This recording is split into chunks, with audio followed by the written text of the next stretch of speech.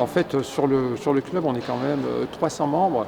On a, à l'heure d'aujourd'hui, en période forte, on a 4 salariés. Et puis, on a une équipe de bénévoles très importante, hein, parce que les salariés ne peuvent pas faire grand-chose sans les bénévoles. Et l'inverse est vrai aussi, hein. Au niveau nombre de machines, eh bien, on a à peu près 35 machines. En monoplace, on doit avoir à peu près une vingtaine de machines et le reste en biplace.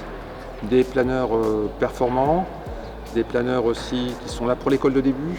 Bon, parce qu'en fait, on est quand même le premier en France à former des pilotes qui vont devenir par la suite soit des pilotes professionnels, des pilotes de ligne, ou qui vont travailler dans les métiers d'aéronautique ou bien dans tout autre métier. Bon, ce sont des gens qui sont passionnés avant tout par l'aéronautique, qui aiment voler, qui aiment découvrir le cadre dans lequel on est. Beaucoup de gens nous l'envient. On a une particularité, c'est d'avoir 2 moyens de lancement qui sont le treuil. Donc vous avez un câble de 1000 mètres de long et ensuite eh bien, les planeurs sont tirés et puis on arrive à atteindre une altitude de 400 à 500 mètres. Ensuite on a la chance d'avoir une montagne qui nous accueille à l'est qui s'appelle Saint-Michel et en fait on va surfer sur la masse d'air.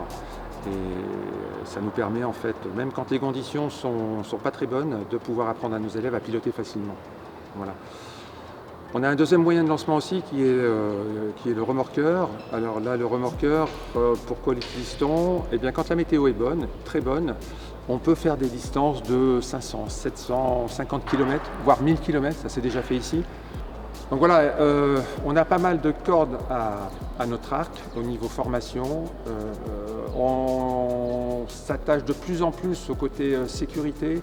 On a des gens qui sont affectés à ça, à traiter la sécurité, à ce que les choses se passent du mieux possible.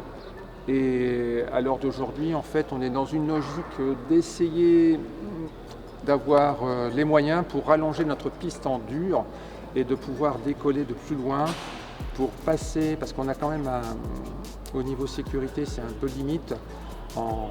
L'extrémité nord de la plateforme, en fait, quand on décolle, on ne passe pas très loin des maisons. On a encore un terrain de dégagement, mais c'est très borderline.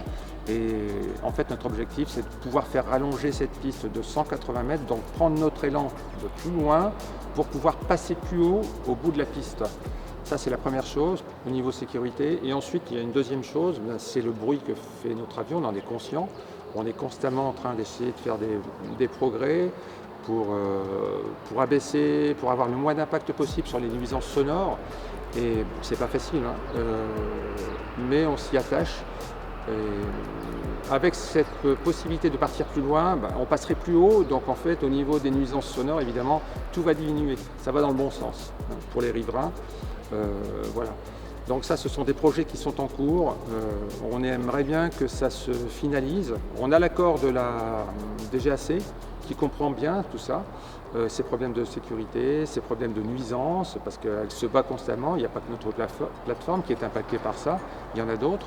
Là, maintenant, la balle est dans le camp de Grand Chambéry qui fait bien des choses pour nous, hein. Il faut le reconnaître aussi. Il va y avoir des projets bientôt de nouvelles restaurations qui vont se mettre en place, des bâtiments. La tour de contrôle va être réaménagée en restaurant, en hôtel aussi. Donc tout ça, ce sont des belles choses. Il y a des gens très sérieux derrière. Donc on espère que tout ça va aboutir. Mais bon, si on veut continuer à aller vers les choses qui s'apprennent en toute sécurité, il faudra qu'on passe par cet allongement. Voilà.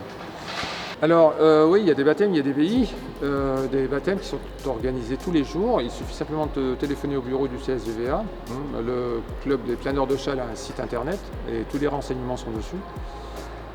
Ça, c'est la première chose. Ensuite, si on veut apprendre à voler, eh bien pareil, en fait, on passe par le bureau. On a une secrétaire et puis une secrétaire adjointe, entre guillemets, bénévole, une secrétaire salariée et une secrétaire adjointe bénévole qui vont vous donner les renseignements et qui vont vous dire, bon, ben voilà ce qu'il faut faire. Mais tout un chacun peut apprendre à voler, c'est pas un souci.